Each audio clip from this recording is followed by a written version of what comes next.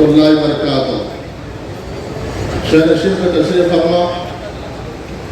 محترم مقام حضرت شیخ الحدیث حضرت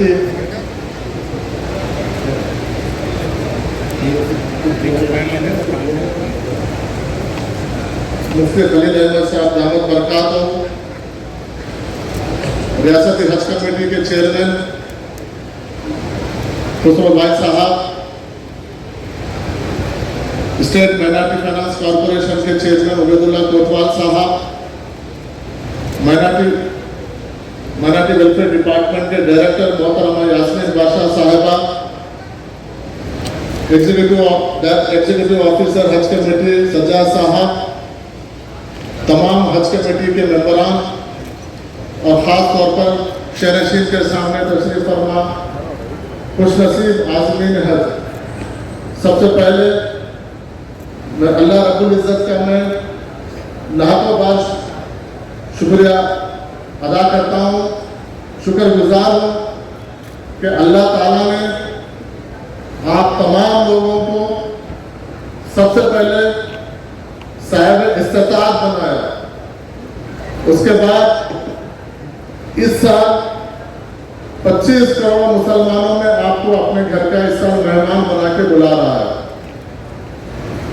اللہ تعالیٰ آپ کے سفر کو آسان کرے، خیر کا معاملہ کرے اور حج کا سفر آپ کا بالکل کامیابی کے ساتھ مکمل ہو، کیونکہ آپ لوگ پچھلے 2 مہینے سے الگ الگ تربیتی کیمپوں میں علماء کرام سے، ماہرین سے آپ حج کے مناسک حج اور تمام دیگر اموروں پہ آپ لوگ تربیتی کیمپ میں آپ کو معلومات حاصل ہوتے رہے ہیں اور حاصل ہوں گے بھی، اور خاص طور پر آپ کے پاس جو بکلیں ہیں اس کے ذریعے بھی آپ کو معلوم ہوں گے، کیونکہ یہ حج جیسا چیئرمین صاحب بتائے، آپ صلی اللہ علیہ وسلم کے خطبہ حج میں آپ نے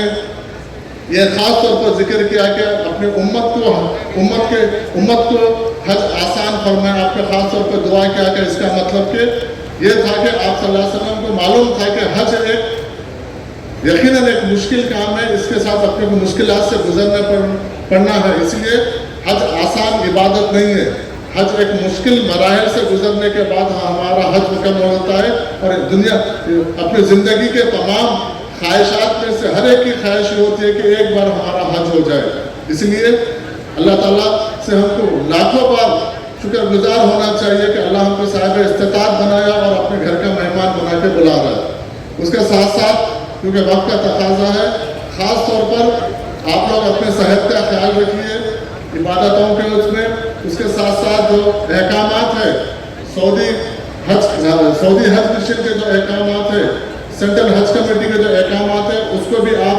غور سے آپ لوگ دوران سفر پڑھیے، دیکھیے، تو آپ کو سفر میں آپ کو کن چیزوں کے سہولیات آپ کو ہے اس سے آپ کو استفادہ کر سکتے ہیں اور آپ کو آسانی پیدا ہوگی۔ اور خاص طور پر میں اپنی بات ختم کرنے سے پہلے آپ تمام لوگوں سے میں یہ عدماً گزارش کرتا ہوں، اپنے لیے، اپنے اولاد کے لیے، اپنے اہل خاندان کے لیے، اپنے بزرگان خاندان کے ساتھ ساتھ اس ریاست کے خوشحالی کے لیے، اس ملک کے خوشحالی کے لیے، مسلمانوں کی خوشحالی کے لیے، خیر کے لیے خاص طور پر ایک بار دعا کیجیے کعبۃ اللہ کے پاس ٹھہر کے کہ ملک میں امن و امان قائم رہے، مسلمانوں کی حفاظت کے لیے، وقف بورڈ کے عملہ کے حفاظت کے لیے آپ دعا کیجیے، اور اس ملک میں امن بھائی چارگی کے لیے آپ دعا کیجیے، بیت المقدس کے لیے دعا کیجیے آپ لوگ، کیونکہ آپ لوگ حج کے لیے جا رہے ہیں، آپ کی دعائیں یقیناً رد نہیں ہوں گی۔ خاص طور پر آپ اس چیز کی دعاؤں میں سب کے مسلمانوں کے خیر کی دعاؤں میں آپ لوگ یاد رکھیے، اس خاص طور پر اس ریاست کی اور حکومت کی جو خدمات ہیں مسلمانوں کے لیے، ان کے لیے دعا کیجیے۔ وزیر اعلیٰ جو یہاں پر ہمارے خدمت کر رہے ہیں، وزیر اعلیٰ کی اور مسلمانوں کے اقلیتوں کے لیے اور خدمت کرنے کے لیے آپ لوگ بالخصوص دعا کیجیے، ریاست کی خوشحالی کے لیے دعا کیجیے، امن امان کے خاص طور پر میں تمہیں اپنے چند لفظوں کے ساتھ آپ لوگوں کے سے گزارش کرتا ہوں کہ جو